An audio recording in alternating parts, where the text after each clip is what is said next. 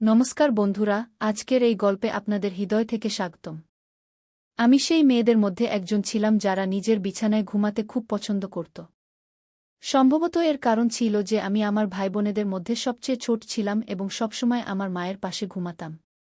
যদিও আমি ছোট ছিলাম, কিন্তু যখন সবাই ঘুমিয়ে পড়ত এবং ঘরের আলো নিভে যেত, তখনও যদি মা বাবাকে ডেকে তাদের কাছে আসতে বলতাম, আমার চোখ খুলে যেত। যখন আমি ছোট ছিলাম এবং মা আমাকে ঘুম পাড়িয়ে বাবার কাছে যেতেন, আমি জেগে উঠে কাঁদতে শুরু করতাম। মা ছাড়া আমার একদমই ঘুম আসত না। যতক্ষণ না আমি মায়ের মুখে হাত রাখতাম, ততক্ষণ আমার শান্তি মিলত না। কিন্তু যত আমি বড় ও বুদ্ধিমান হতে লাগলাম, মা আমাকে বললেন যে এখন আমাকে আমার বড় বোনের সাথে অন্য ঘরে ঘুমাতে হবে। আমি সঙ্গে সঙ্গে না বলে দিলাম এবং মায়ের বুকের সাথে লেপ্টে পড়লাম। আমি বললাম, না, আমি শুধু তোমারই পাশে ঘুমাব। তোমার ছাড়া আমার ঘুম আসে না। মা একটি ঠান্ডা শ্বাস নিয়ে বললেন, বেহাজা, তোমার একটুও লজ্জা নেই। তখন আমি এই কথাগুলোর মানে বুঝতে পারিনি।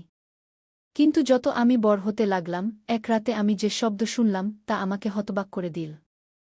সেই রাতে আমি হঠাৎ জেগে উঠলাম এবং যখন মা আমাকে ঘুম পাড়িয়ে বাবার কাছে গেলেন, আমি কিছু অচেনা শব্দ শুনলাম। প্রথমে আমি ভেবেছিলাম মায়ের আঁচল ধরে ফেলব, কিন্তু তারপর চুপচাপ চোখ বন্ধ করে সেই শব্দ শুনতে লাগলাম। সেই শব্দগুলো আমার কানের লতাকে লাল করে দিল। আমি নিঃশব্দে চোখ বন্ধ করে শব্দ শুনতে থাকলাম এবং তারপর এটি যেন প্রতিদিনের রুটিন হয়ে গেল। এই অভিজ্ঞতা আমার জন্য কিছু নতুন ও অদ্ভুত ছিল, যা আমাকে খুব দ্রুত বুদ্ধিমান ও পরিপক্ব করে তুলল। সম্ভবত এর কারণ ছিল যে আমি খুব বেশি চিন্তা করতাম এবং প্রতিটি বিষয়ের গভীরে যাওয়ার চেষ্টা করতাম। আমিও ধীরে ধীরে লজ্জা অনুভব করতে শুরু করলাম। তাই আমি নিজেই সেই ঘরে ঘুমানো শুরু করলাম যেখানে আমার বোনেরা ঘুমাত। আমার থেকে বড় 3টি বোন ও 2 ভাই ছিল। সময় কেটে গেল এবং সবাই বিয়ের বয়সে পৌঁছে গেল। আমার সব ভাইবোনের বিয়ে আমার আগেই হয়ে গেল। যখন আমার বিয়ে হয়ে যাওয়া বোনেরা কোনো অনুষ্ঠানের জন্য আমাদের বাড়িতে আসত, তখন রাতে লুকিয়ে 3জন পরস্পরের সাথে কথা বলত এবং খুব হাসত।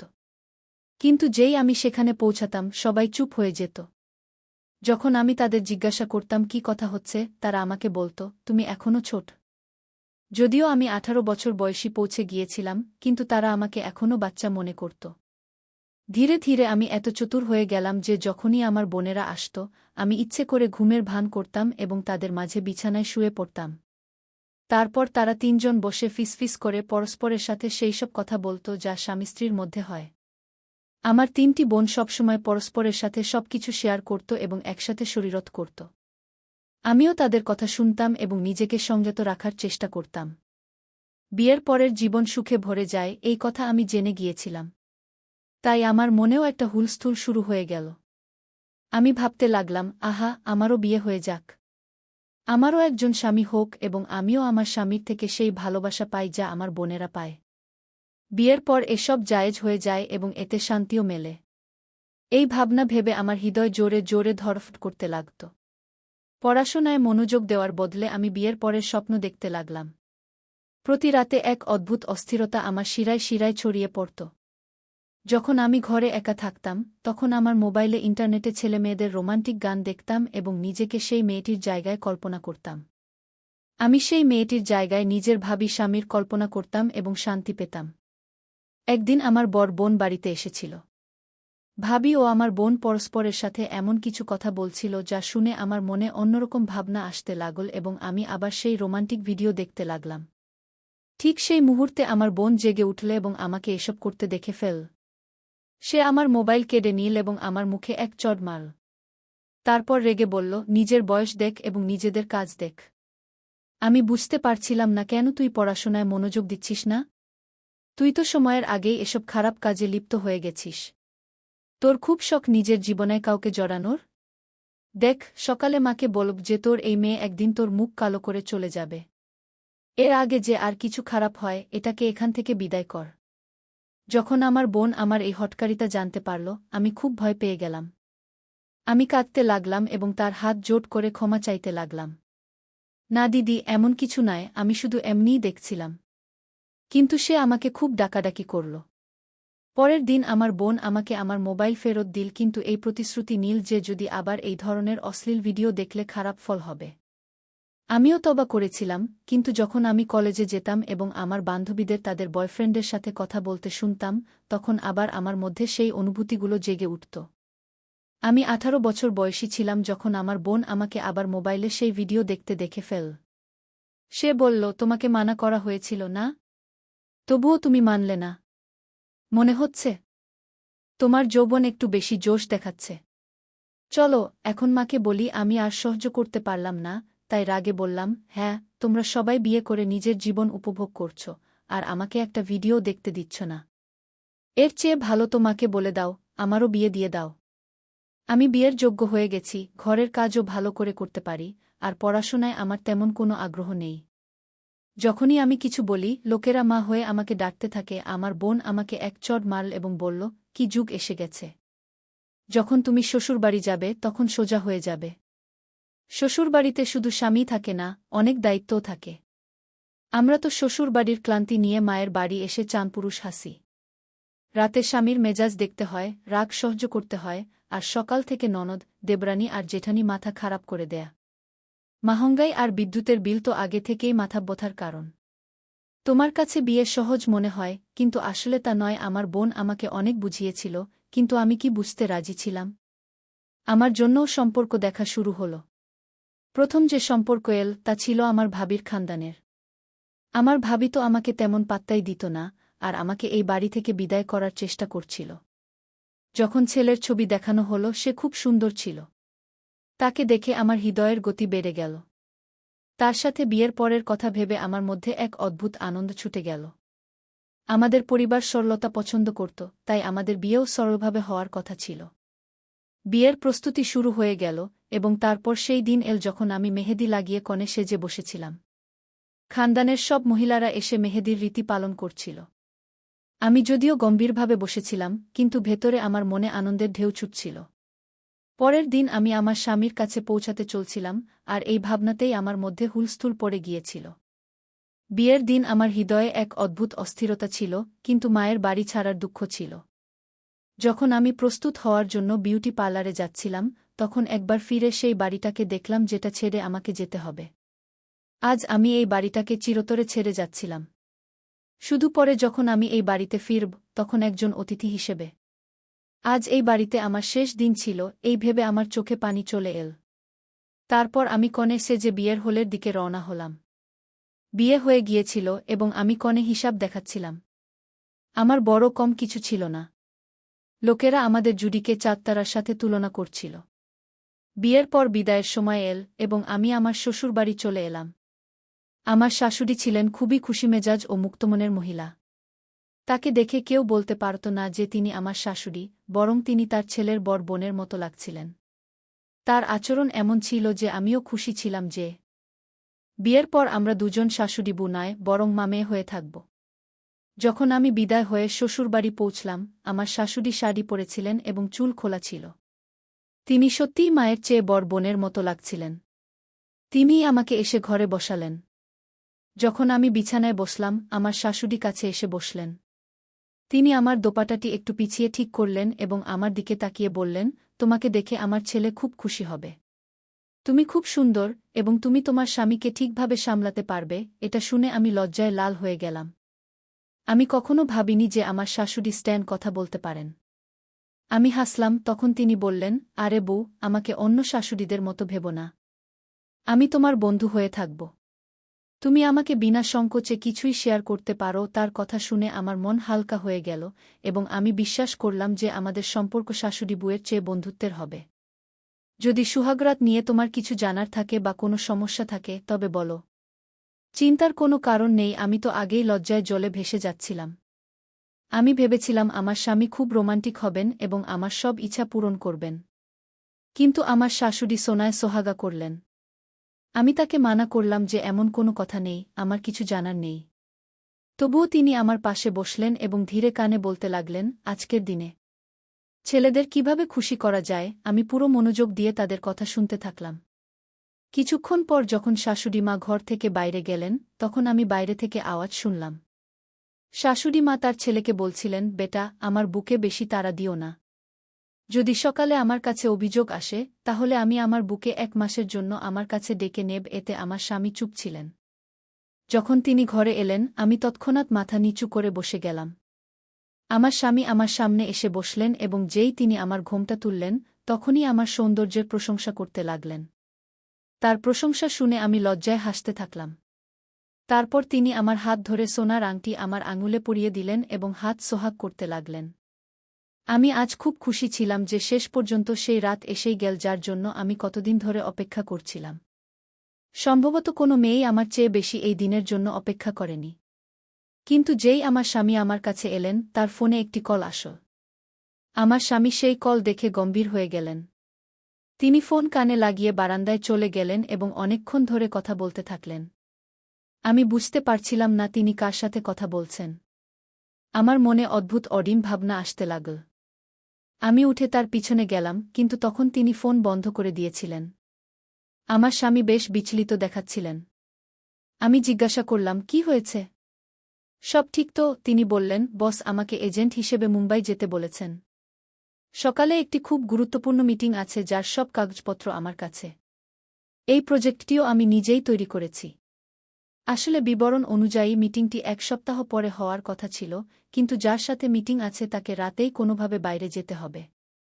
তাই আমাকে মুম্বাইয়ের জন্য রওনা হতে হবে যাতে সকালের মিটিংয়ের সময়মতো পৌঁছাতে পারি। আমার সব স্বপ্ন যেন ভেঙে গেল। তারপর সবাই জেগে উঠল। শাশুড়ি তো আগে থেকেই প্রস্তুত ছিলেন এবং শ্বশুরও সচেতন পোশাক পরেছিলেন। যদিও এটি মানার মতো বিষয় ছিল যে দুজনই তাদের যুবক ছেলের মা-বাবা হওয়া সত্ত্বেও নিজেরা একদম যুবক দেখাচ্ছিলেন। আমার শাশুড়ি, যিনি সকাল সন্ধ্যা সুরখু গোলাপ খেতেন, তার মুখের উজ্জ্বলতা দেখে আমার মনে হতো যেন তিনি কোনো রানীর মতো।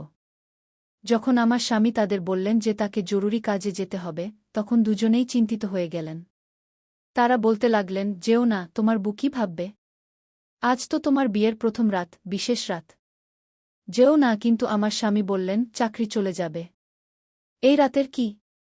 আমরা তো পুরো জীবন একসাথে কাটাব। আমার স্বামী কোনোরকমে বোঝাতে পেরে সেখান থেকে চলে গেলেন এবং আমি শুধু মুখ তাকিয়ে থাকলাম।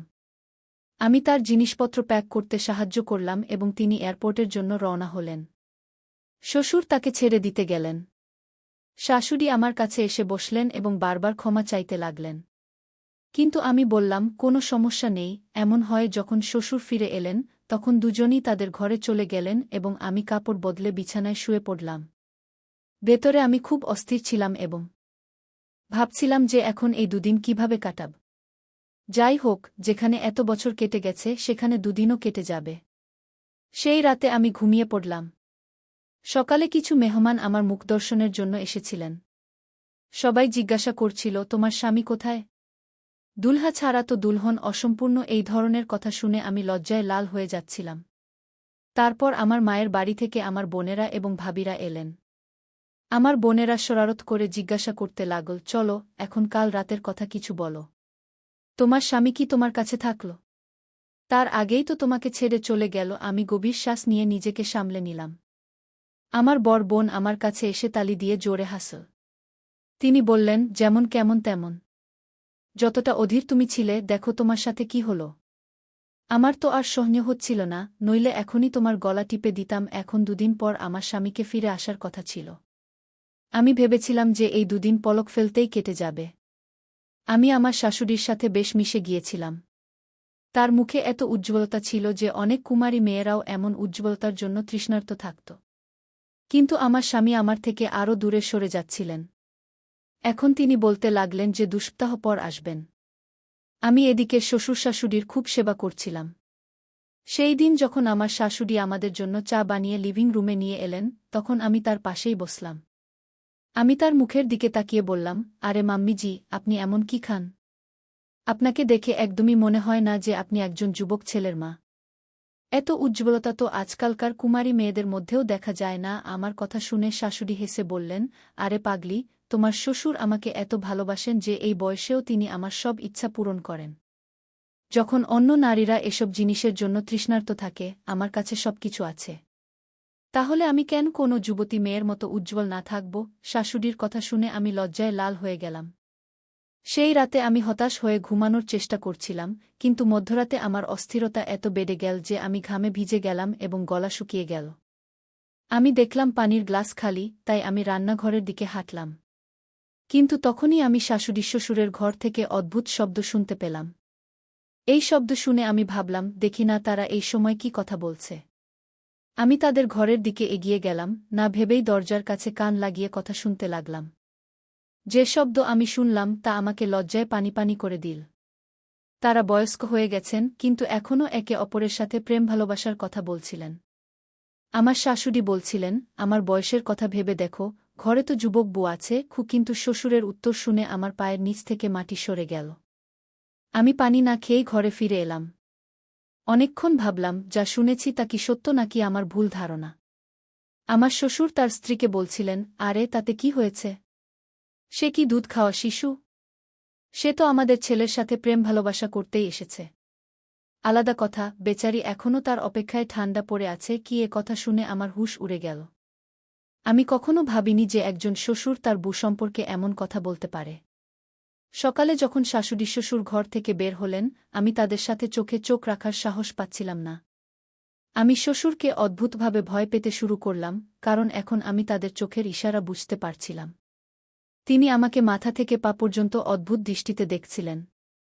যখন আমি স্বামীর সাথে কথা বলার চেষ্টা করলাম, তিনি শুধু বললেন, আমি ব্যস্ত, অনেক কাজ আছে, ফিরতে সময় লাগবে কি? একদিন শাশুড়ির রক্তচাপ বেড়ে গেল। তিনি বললেন, বউ, রান্নাঘরে ওষুধ আছে, একটু দুধে মিশিয়ে দাও, আমাকে শান্তি দেবে। আমি দুধের গ্লাস বের করলাম এবং তার রক্তচাপের ওষুধের বদলে তাতে ঘুমের ওষুধ মিশিয়ে দিলাম। তা খেয়ে আমার শাশুড়ি ঘুরে পড়লেন এবং আমি তাকে ঘরে শুইয়ে দিলাম। কিন্তু এখন আতঙ্ক হচ্ছিল যে কিছু ভুল হয়ে গেল কিনা। ঠিক তখনই আমার স্বামীর ফোন এল শাশুড়ির ফোনে। তিনি কখনো আমাকে ফোন করেননি। আমি ফোন তুললাম এবং কানে লাগামাত্র স্বামী বললেন, শোনো, তোমার বুকে বলে দাও যে আমি আর ফিরব না। আমি এখানে অন্য একটি মেয়ের সাথে সম্পর্ক গড়েছি এবং সে আমার সন্তানের মা হতে চলেছে। সুহাগরাতেও সে আমাকে ফোন করে দিল্লি ডেকেছিল।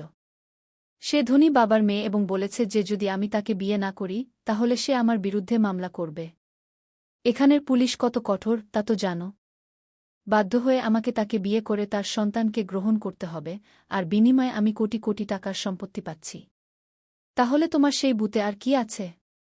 খুব শীঘ্রই আমি তোমাদের দুজনকেও এখানে ডেকে নেব, সুখে জীবন কাটাব। শুধু এই নালায়েক বু থেকে কোনোমতে রেহাই পেতে হবে কি? এ কথা শুনে আমার পায়ের নিচ থেকে মাটি সরে গেল। সব স্বপ্ন মাটির সাথে মিশে গেল। আমি শাশুড়িকে সেই অবস্থায় রেখে বাড়ি ফিরে এলাম। কাঁদতে কাঁদতে আমি আমার বাবা মা এবং ভাইদের সব বললাম। তারা তৎক্ষণাৎ আমার শ্বশুরবাড়ি পৌঁছালেন এবং জোরালো বিতর্ক হল। আমার শাশুড়ি শ্বশুর পর্যন্ত বললেন, একবার সম্পত্তি আমাদের ছেলের নাম হয়ে গেলে আমরা তাকেও ছেড়ে দেব এবং অঞ্জলি আমাদের বউ থাকবে। কিন্তু আমার বাবা স্পষ্টভাবে না করে দিলেন। কয়েক বছর পর আদালতে মামলা চলল এবং আমার স্বামীর সাথে তালাক হয়ে গেল। কম বয়সেই আমি এসব সহ্য করলাম। আমার বোন ঠিকই বলেছিল যে বিয়ের পর এমন অনেক কিছু হয় যা একটি মেয়ের জীবন সম্পূর্ণ বদলে দেয়া। আমি যে একসময় হাসিখুশি, চঞ্চল এবং ভাবুক ছিলাম, এখন নীরব হয়ে গেছি। এখন আমার বয়স 20 বছর। আমার জন্য অনেক সম্পর্ক আসে, কিন্তু পুরুষদের প্রতি আমার বিশ্বাস সম্পূর্ণ উঠে গেছে। বিয়ের নাম শুনলেই আমার হৃদয় ভয়ে কেঁপে ওঠে। আপনি কি মনে করেন, আমার বিয়ে করা উচিত নাকি সব পুরুষ এমন নয়? যদি আবারও আমাকে প্রতারণা করা হয় তাহলে? আমার প্রিয় বন্ধুরা, এটি ছিল আজকের আমার ছোট্ট গল্প। আপনারা কমেন্ট করে অবশ্যই বলুন আমার গল্পটি কেমন লাগল। যদি আপনি এরকম আরও ইন্টারেস্টিং এবং রোমান্টিক গল্প শুনতে চান, তাহলে চ্যানেলটি সাবস্ক্রাইব করুন এবং বেল আইকন অন করুন, যাতে আপনি আমার আগামী গল্প পেতে পারেন। কাল দেখা হবে আরও একটি নতুন গল্প নিয়ে। ধন্যবাদ।